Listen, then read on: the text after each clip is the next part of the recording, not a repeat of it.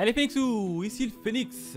Aujourd'hui, retour sur un tout nouveau titre qui s'intitule Kaiju numéro 8 et son tome 1.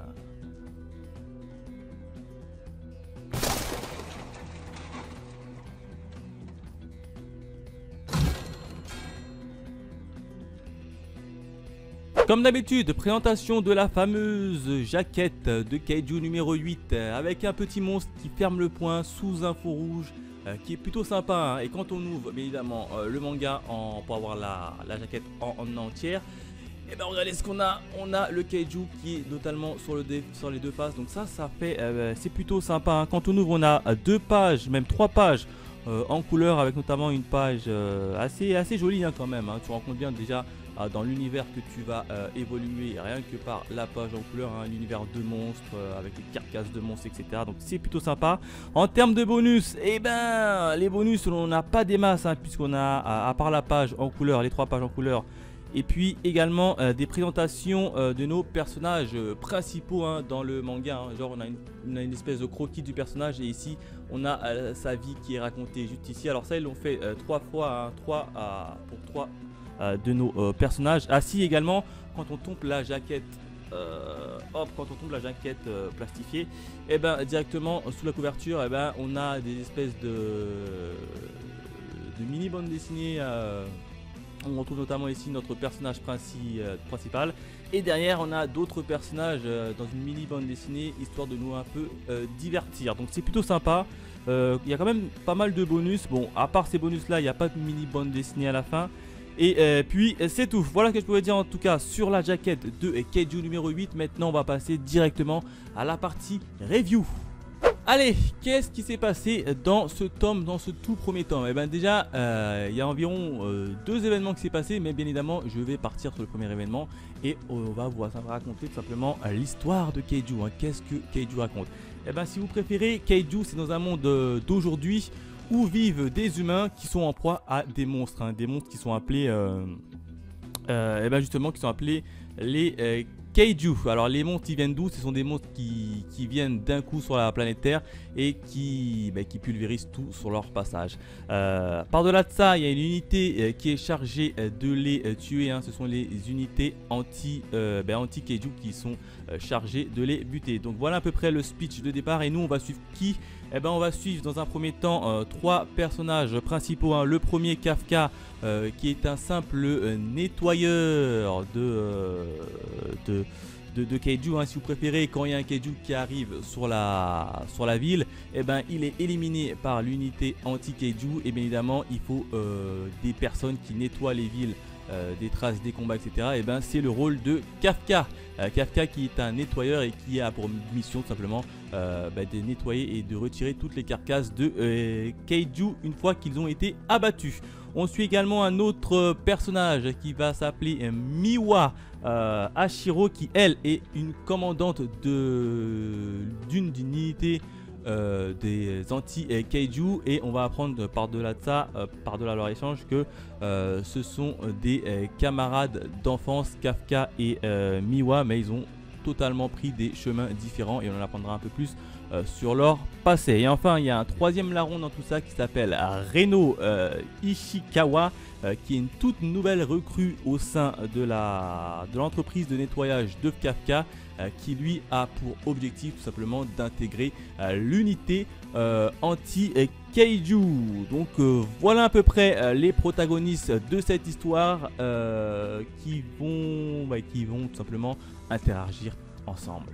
Le premier événement, j'ai envie de l'intituler l'attaque. Et oui, puisqu'on va retrouver tout simplement Kafka qui a été affecté avec sa jeune recrue Reno à une toute nouvelle mission, hein, la mission de nettoyer une carcasse de Kaiju. Alors ils y vont, ils se rendent sur place.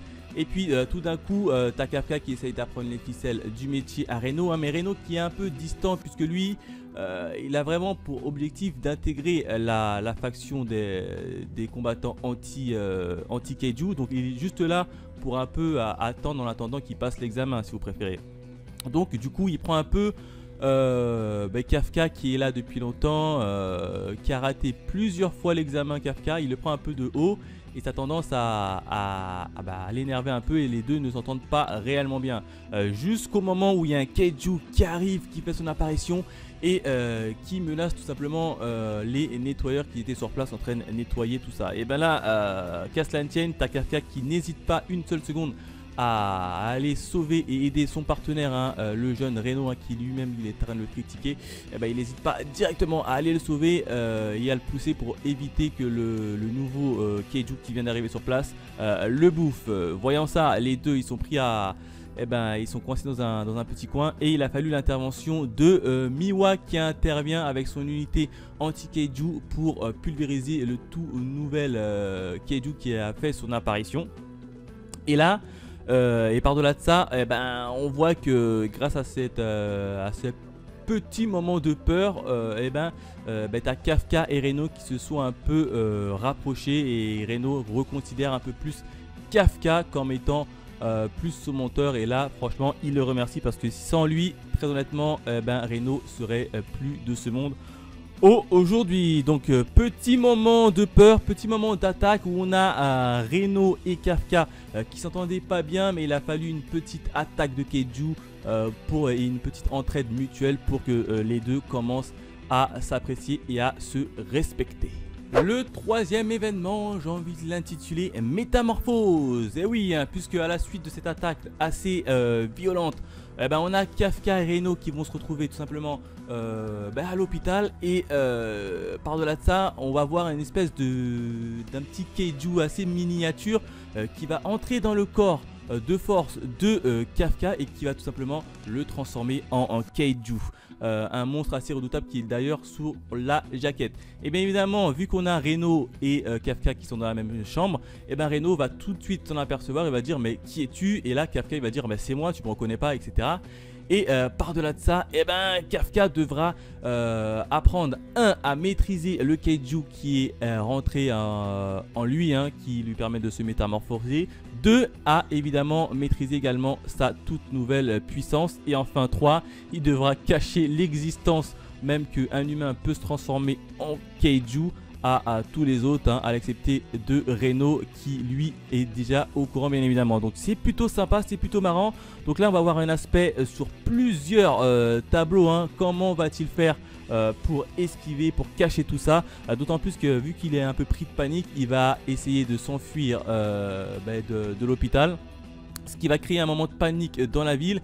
Et puis les autorités vont très vite s'apercevoir qu'il y a un Kaiju qui se balade en pleine ville. Donc du coup ils vont envoyer toutes les unités de police à sa poursuite, hein. Après ils vont s'apercevoir qu'il est tellement puissant qu'ils ont décidé de lui donner un numéro, le fameux numéro 8, hein. Donc ça veut dire c'est le 8e Kaiju si préféré, qui a des aspects tellement assez puissants, assez improbables, qu'ils ont décidé de lui donner un numéro. Et donc c'est le 8e Kaiju. Donc voilà à peu près au niveau de cet événement, hein. Métamorphose pour notre jeune Kafka qui rêve d'ailleurs de devenir un membre de l'unité anti-Kaiju. Il a d'ailleurs en plus de ça pris les mesures pour passer l'examen, le dernier examen, enfin c'est même la dernière fois qu'il peut passer l'examen, parce qu'une fois qu'il le rate, ce sera définitivement perdu pour lui. Et il a décidé de tenter sa chance grâce à sa nouvelle forme.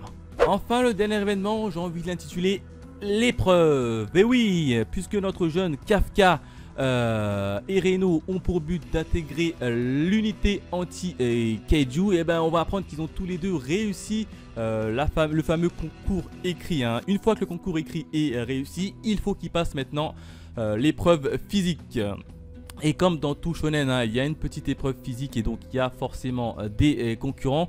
Et on va voir un tout nouveau personnage, même une toute nouvelle personnage qui va faire son apparition du nom de Alors son nom c'est Kikoru, hein, alors qui est un peu démontré comme étant la meilleure élève de tous les temps, hyper puissante, hyper badass, mais extrêmement arrogante, hein. Si vous préférez, en termes de puissance, c'est l'équivalent de Mikasa dans la série SNK. Mais elle est très arrogante, hein. C'est moi je sais faire ça, moi je sais faire ci, toi tu sais pas faire ça, va là-bas, etc. Et du coup, tout ce petit monde, ils vont faire leur simplement ils vont faire l'examen de physique. Bien évidemment, Kafka qui lui est assez vieux hein, puisqu'il a 32 ans, il n'est pas très fort en termes physiques sans son kaiju bien évidemment, vu qu'il le cache à tout le monde qui peut se transformer en kaiju. Donc en termes physiques humains, il n'est pas très fort, il est même à la traîne par rapport à tous les autres concurrents. Et dans cette épreuve, c'est une épreuve où ils vont tout simplement demander aux jeunes recrues tout simplement d'abattre des kaiju à faible niveau dans une espèce de grand parc d'attractions si vous préférez. Et là, il va y avoir un nouvel ennemi qui va faire son apparition. Hein. C'est un kaiju assez puissant qui est doué de la parole. Hein. Alors c'est la première fois qu'on voit a priori un kaiju qui est doué de la parole, qui va venir s'interposer et qui va un peu se confronter à Kikoru. Hein. Vous savez, hein, celle qui est un peu arrogante, etc. Hein, qui moi je fais ça, moi je fais ça. Alors le kaiju il va essayer, il va s'interposer face à Kikoru et il va tout simplement lui mettre la misère. Hein. Il n'y a pas d'autre mot à dire, il va lui mettre la misère. Kikoru qui elle, qui croyait qu'elle allait battre assez à l'aisement ce fameux ennemi, mais elle s'est fait totalement pulvérisé par ce kaiju. Et il a fallu l'intervention de qui? Il a fallu l'intervention de Kafka en mode bien évidemment kaiju. Hein, Kafka qui a pris le risque de se transformer devant Kikoru hein, et de montrer sa nouvelle forme de personnalité à Kikoru pour venir la sauver. Hein. Celle-là même qui avait un peu traité Kafka de bon à rien. Et ben Kafka il arrive, il la sauve et du coup il commence à se taper face au kaiju en face de lui par un autre kaiju, par l'intermédiaire d'un autre kaiju. Il se tourne devant Kikoru et dit bien évidemment tu devras essayer de garder mon secret. Donc voilà à peu près comment le premier tome se termine. Ça se termine sur un Kafka qui a dû intervenir pour sauver Kikoru et a montré sa nouvelle forme à une de ses principales concurrentes hein, au poste de anti-kaiju, enfin de vouloir intégrer ce nouveau poste. D'autant plus que il a un peu sauvé les miches. Hein. Si Kanki serait là, il lui aurait dit clairement tu t'es chié dessus, hein, comme quand il a dit à Shin. En tous les cas, magnifique fin de premier tome. Voilà ce que je pouvais dire sur le tome 1 de Kaiju numéro 8. Hein, un tome magnifique qui m'a particulièrement plu hein, puisqu'on a pas mal de protagonistes qui se chamaillent au départ puis qui sont par la force des choses obligés de s'entraider. On a également un Kafka qui peut se transformer en être assez puissant et qui est obligé de le cacher à tous les autres membres. Alors j'ai bien envie de voir comment va se passer ensuite la relation Kikoru et Kafka hein, puisqu'elle est assez arrogante, donc j'ai bien envie de voir comment ça va se passer. Bien évidemment au milieu il y a Reno, donc tout ça ça m'intrigue beaucoup. En tout cas si je devais lui mettre une petite note, je lui aurais mis la note de 5 étoiles sur 5 tellement que j'ai kiffé. Voilà ce que je pouvais dire sur le fameux Kaiju numéro 8, le tome 1. N'hésitez pas à me dire dans les commentaires votre avis sur ce titre. Quant à nous, on se retrouve très vite pour de nouvelles aventures. Allez, bye les Phoenixous.